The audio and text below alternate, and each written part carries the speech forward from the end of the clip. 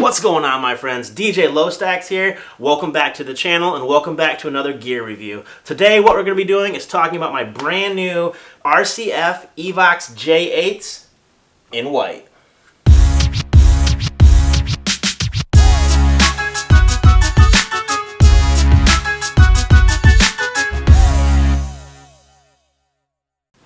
So before we get started, if you are new around here, please consider subscribing. Lots of cool stuff, lots of great content coming out on this channel. Gear reviews, gig logs, DJ knowledge, and just a cool guy. But let's jump right into this. Today what we're going to be doing is talking about my brand new RCF J8 speakers. I've had these out on 2 events so far, and they've been phenomenal. So a quick overview on these speakers.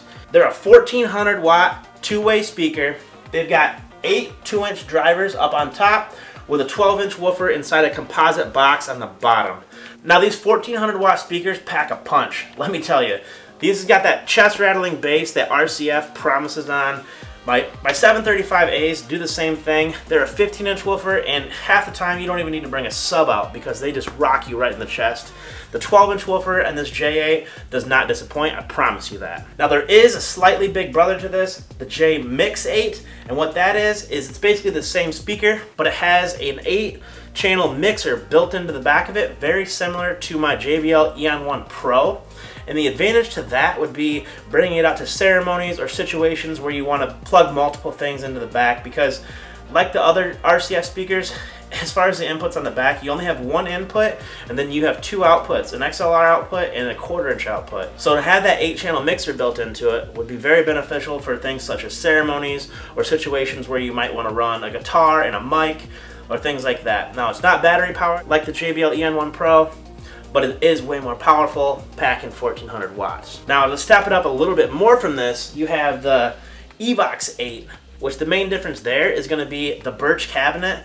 They're still both a 1400 watt speaker, but the Evox 8, which is a slightly older model than this, has the birch cabinet. Now, I haven't heard them in person, but I can imagine with that wood cabinet, you're just going to get a little more punchy bass, a little more of that rumble compared to with this composite plastic cabinet. Now, a lot of people are probably wondering, Logan, why did you go with the J8 instead of the Evolve 50s like everyone else? Well, main reason because I'm not like everyone else. To elaborate a little more on that, when I was at the DJ Collective, I did have an opportunity to listen to the Evolve 50s for the first time, and I definitely was impressed, but me being 6'5", I wasn't really impressed with the height of the speaker. So the top of the Evolve 50 only comes up to about right here. So not even all the way to the top of my head. I didn't really like that so much, especially because I was picturing, with the crowds that we were in and things like that, the sound can't really travel up and over, and it was kind of getting blocked by all the bodies. So one of the big advantages to this is the fact that it goes up and down. So if I'm on a stage, yeah, I can set it lower. But if I'm on the ground like I normally am, I can raise this sucker up to get it up and over my guests. We'll just get a little more travel with that sound. That's going to be great for cocktail hour and things like that, where you really do want to project that sound over to the other side of the room. Another huge advantage of this is one thing that I do a lot is rotate my speakers on the tripod, right? I like to spin my speakers to disperse the sound, especially earlier in the night for cocktail and dinner. With the Evolve 50s, you're not going to be able to do that because they're fixed, okay? With this one, you can rotate it. So you're going to be able to direct your sound in whatever direction you want without actually moving the speaker itself, just this top here. Now, yes, the Evolve 50s, the audio cable is built into the column, which I definitely think is super cool, but honestly, it really doesn't take long to just run this cable up, plug it into the back of the speaker, and you're done. Now, one of the things I was a little disappointed in RCF in is the fact that they shipped these in white, but I don't get white cables. So I did order some white cables for these. They're on the way. The black ones honestly aren't that big of a deal. They hide down the back side here, but I just really want to go for that all white look. So buying all white cables was a must. Now to continue on with the differences between these speakers. So the J8 comes in at about $800 without bags. The Evox 8, which is the birch cabinet, comes in at about $1,000, but it weighs double the weight of the J8. The J8 is only 23 pounds. The Evox 8 is 53 pounds. So just over double the weight with that birch box. Now I'm not sure of the weight on the Evolve 50s, but I do know the price tag and it's steep. Again, these are 800 bucks a piece.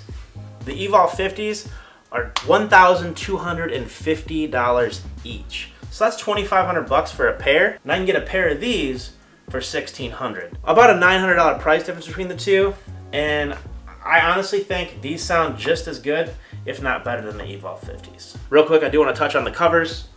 So the covers that I picked up are actually the Tukey brand covers, because the RCF brand covers were just way too expensive.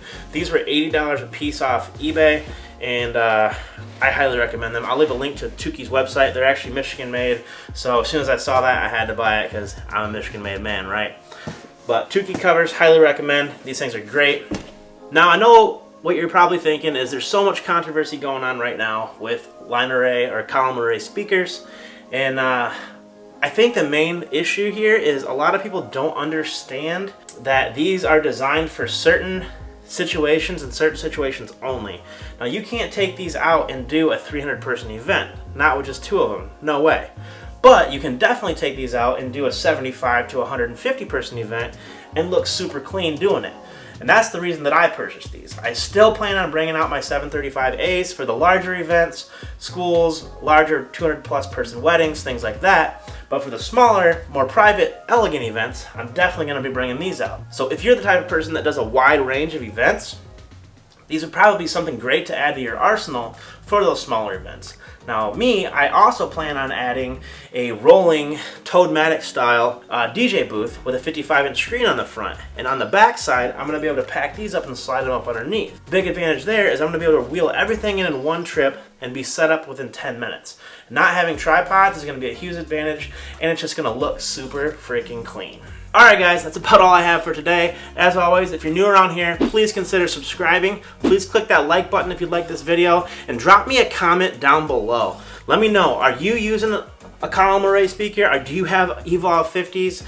Do you have JBL EN1 Pros? Do you have the J8s? Do you have the Evox 8s? Do you have the Evox 12s? Those super awesome, extremely expensive versions of the Evox, do you have those? Those things are awesome, but the main reason I didn't mention those today is because they're 2,500 bucks a piece, and that's just not in my budget.